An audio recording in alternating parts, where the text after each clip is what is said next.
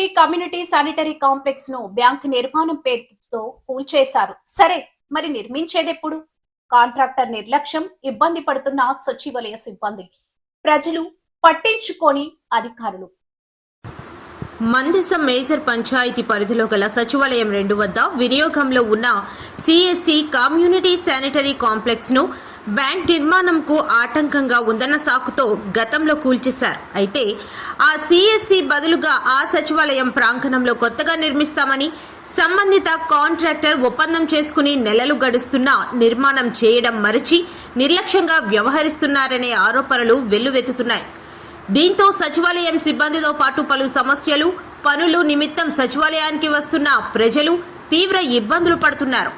వాస్తవంగా ప్రజల వినియోగంలోని community sanitary complex ను తొలగించాలంటే జిల్లా స్థాయి అనుమతి పొందాల్సిన అవసరం ఉంది. అలా కాకుండా ఎటువంటి అనుమతులు లేకుండా తొలగించి నెలలు కాలం గడుస్తున్నా నిర్మాణం చేయకుండా పట్టించుకోకపోవడంపై స్థానికంగా తీవ్ర విమర్శలు వినిపిస్తున్నాయి. నామమాత్రానికి నాసి రకం బేస్మెంట్ వేసి వదిలేశారని విమర్శలు వెల్లువెత్తుతున్నాయి. దీనిపై సంబంధిత అధికారులు దృష్టి సారించి తగు చర్యలు తీసుకోవాలని సచివాలయం 2 సిబ్బంది, ఆ ప్రాంత ప్రజలకు అసౌకర్యం కలగకుండా వెంటనే కమ్యూనిటీ శానిటరీ కాంప్లెక్స్ నిర్మాణం చేపట్టాలని స్థానికులు కోరుతున్నారు.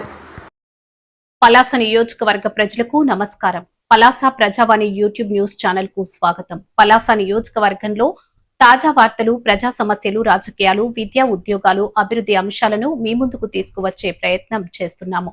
మా ఛానల్ ని సబ్స్క్రైబ్ చేసి మీ గ్రామ వార్తలను మాకు తెలపండి. మరిన్ని వివరాలకు 9908084752 ఫోన్ నెంబర్ ని సంప్రదించగలరు. స్వతంత్ర జర్నలిజంను ప్రోత్సహించండి.